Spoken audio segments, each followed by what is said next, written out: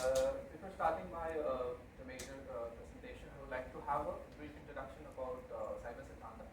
So Saiva Siddhanta or Saiva Siddhanta is a philosophy of Saivism which considers Lord Shiva as its primary deity.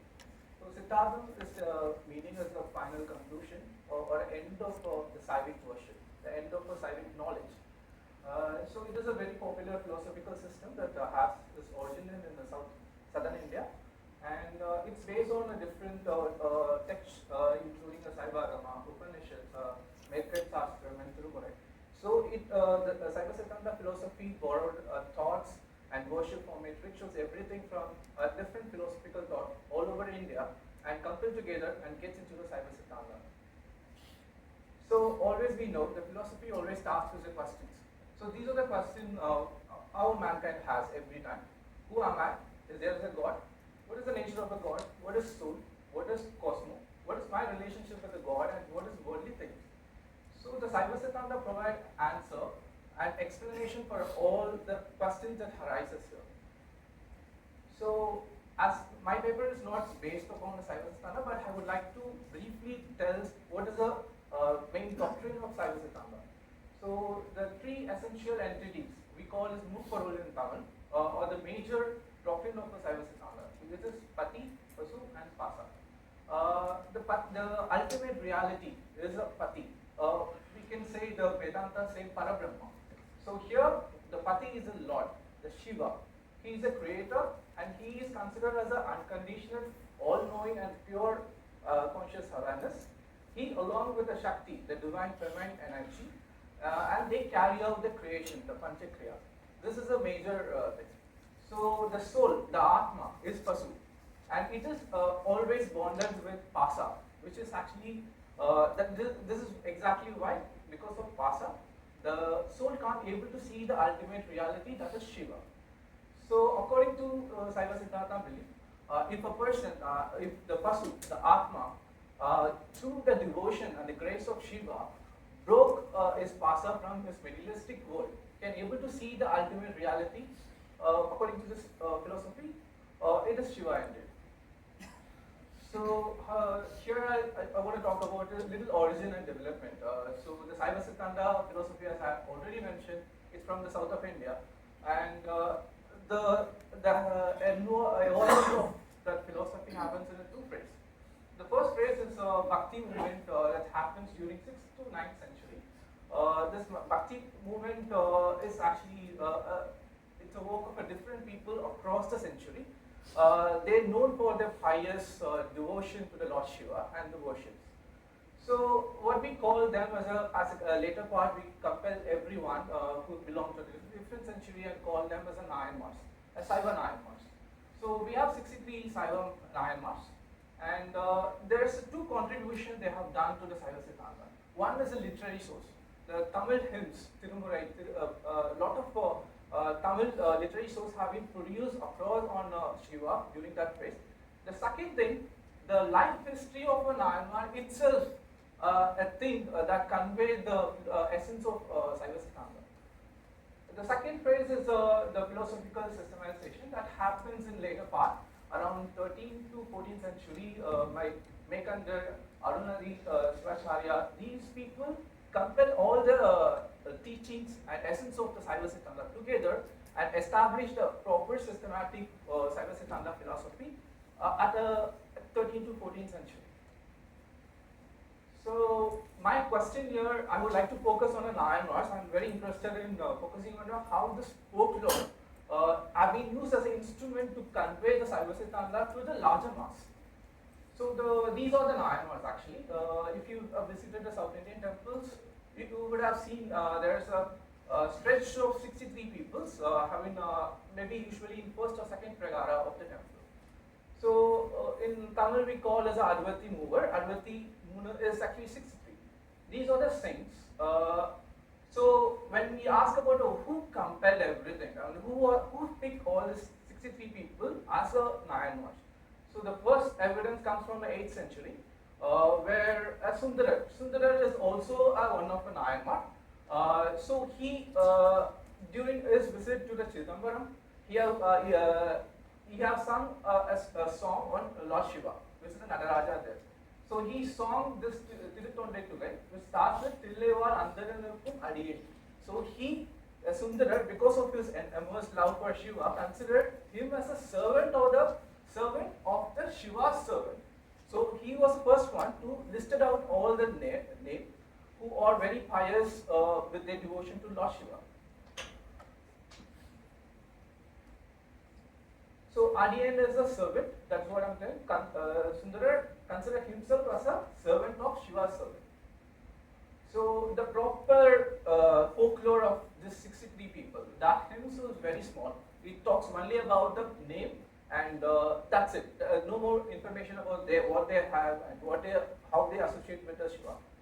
But the Periya Purana, which is written in 12th century, it gives a narrative biography of each and every Nayamar. All the 63 Nayamars have been included in it.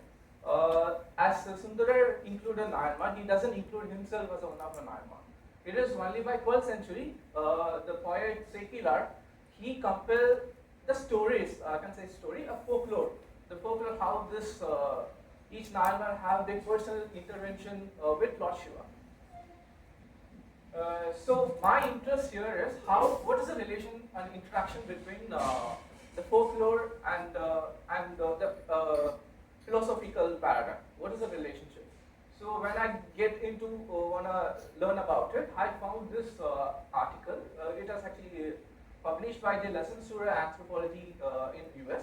So it says like the life history of a person or the group, or maybe or may not be associated with a supernatural entity. It reflects over evolution of a culture of a particular group. This indeed influenced by the philosophical paradigm. So this gave me a thought, okay, we can apply the same to the thing that have experience to the Nayamar and the Saiva Siddhanta philosophy. So this work is a humble attempt to understand how this concept can be figured in, able to understand what happened in Saiva Siddhanta and relationship with the folklore of the Nayamars. So the philosophical reflection of saints. So I told the Nayamars stands very different than other parts because during that century it was all the devotion to the god is always very ritualistic. You have to follow even all the traditions. But they broke the chain. They said the devotion is better than a being. The way the Atma, the Pasu, will get the moksha, it's not through the ritualistic practices or anything. It is only with the two entities. First one is the devotion, the bhakti. And second one is the grace of a god, the anugraha of Shiva. Only by using a two, we can able to get a revelation of a soul. So another interesting fact about the 63 Nayamars is like they are from a different social category. We have Brahmin, we have a king who is a Nayamar. We also have a person who belongs to the lower social setup back then, and that's conveyed the story that this Shiva grace, Anugraha, is not exclusive for certain people who can have a power to do it. The Anugraha of Shiva is actually inclusive of everyone. And another thing I will have to mention is we have this concept of Tiruvillayadal, which is a divine spread. It talks about in every Nayanmar story, like Shiva will come. He put the Nayanmar in some trouble, or what we call Dharma Shankaram or something. It was a person who always picked Shiva over the materialistic world, having get into the position of Nayanmar. So I think it would be very nice if I able to explain you. There are 63 stories and that are very elaborated in all the Periya Purana of 18th century. I just want to convey you the two stories so that you can get the essence of what I'm trying to say. The first one is quite popular one. He's Kannappa Nayana. He's from Andhra. He's very famous in the Sri Kalahasti temple in Andhra Pradesh. So he actually belongs to a hunter community. He has an entire grace for Vayulinga that happens to be in Kalahasti. So when he happened to see Shivalinga, eyes started bleeding. He just picked his own arrow, picked his arrow and took his eyes and placed it in the Shiva. When another eye started to bleeding, he doesn't even think about twice. He put his toes on another eye so that he can point it out where the eye position is. So he sacrificed his own eye for the bleeding Shivalinga. It shows the devotion. The second one is Siddhanta. He is actually a chief militant of a Pallava king. He is very rich, he is very filthy rich, and the way he showed the devotion to the Shiva is like he have hospitality for all the Shiva servants. If a Saiva saint comes to his doorstep, he will offer him anything up to his mouth. So the Shiva want to test him, so he got a agora form and he went to his doorstep and asked, I want to have a meal. But I want a meal. You should cut your own son, cook food by your son's meat, and serve me. And he does it.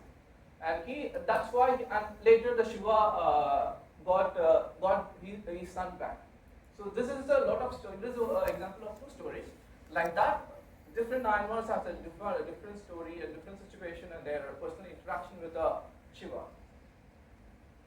So here I would like to reflect how this folklore of the Nayanar preserves and reflect the Saiva Siddhanta doctrine as a whole.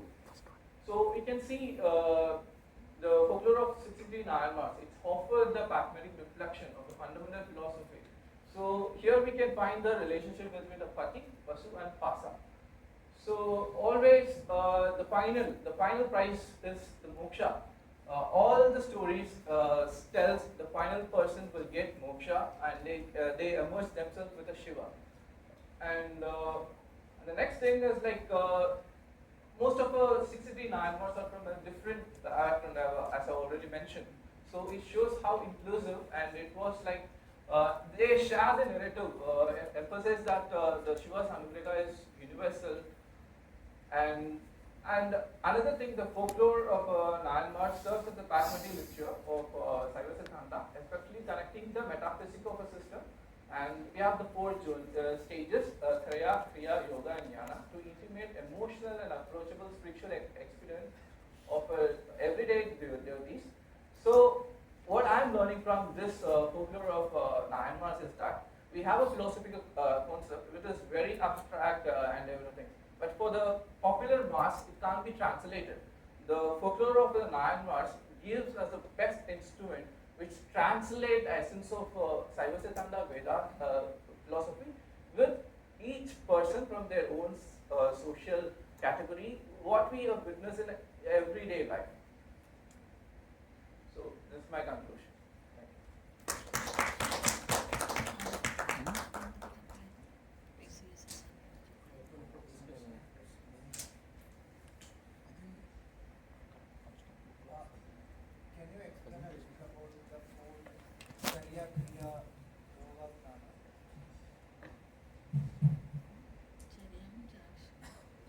Talks about a different way in which a person can able to relate himself, the moksha. So different school of thought have in there. When you say Saiva Siddhanta, it believe the Bhakti Marga. So, but this not as in only through the devotion or the bhakti you can reach the liberation. It to some extent Saiva Siddhanta also accept the Jnana Marga and the Kriya Marga and Yoga. There's a different way. Saiva Siddhanta doesn't say like another way doesn't work, but it emphasizes more on bhakti. So that's what. I was asking what is Charya, what is Kriya? Is there any like some practices are there? It's a practices. Yoga is more like a sadhana. Jnana is like a spiritual knowledge in which you can. These are the stages in which you can obtain the Lord. See, he was asking the meaning of Charya, Kriya. I'm not sure about Charya. Kriya is an action. Yoga is more of sadhana. Jnana is a scriptural knowledge. Okay. Okay. Thank you.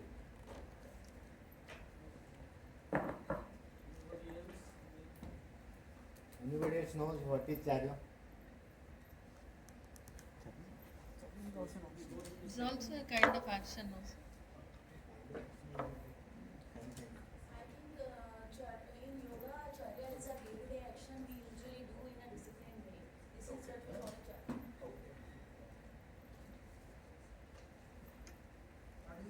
difference between Karya and Kriya. Karya is just she is like it's a day-to-day there. Kriya is an action, a service toward God, like being a temple, providing a small amount of your income to the temple. That is how people serve the temple. For example, the Siddhanta Nayana, he uses materialistic to help the person. That's Kriya. That's what Kriya is. So, no, Charya means Charya means external worship. Kriya means ritualistic activities. We call it as Kriya. As per Saiva Siddhanta, that's what it is. The four meaning, for example, in the Bhakti Marga, when consider the devotion, for example, I am worshipping someone, some god Shiva. So first I devote myself to him. Into that devotion, I perform some activities that comes under Kriya. Then yoga, disciplining internal discipline. And jnana is again wisdom. This is the fourth stage he was talking about. In this, Siddhanta is open with like you can pick whatever you want. So Kriya is like daily rituals and everything. Kriya is more of action, service to Shiva and Shiva's servant. And yoga is like sadhana. Jnana is like you read the scripture, Upanishads and all this Saiva Siddhanta scripture. That itself considers a service to the Lord. You mentioned that Shiva tests his devotees. Yeah. He puts them into trouble.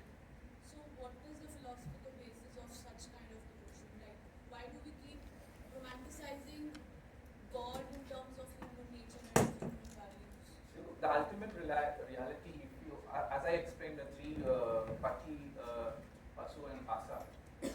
When Atma get detached from this materialistic world, it's including your family, it's your son, whatever thing. It is the only way, the pure bhakti, you can reach the ultimate reality, that is Shiva. So, Shiva is known for come and have a divine play with his devotee. All the folklore of Myanmar says. So, he's testing his devotion, to what extent the devotion takes him. And I believe that is how it's conveyed that devotion is an important factor. If you have to convey you something, I have to convey you with an example. So Shiva himself comes to the world and put this devotee on trouble and conveying you the message. See, the bhakti, it is also very prominent. Maybe the ritualistic is a part. You can use the bhakti, which everyone can do bhakti. So do bhakti. So this is how the folklore being fabricated and being conveyed.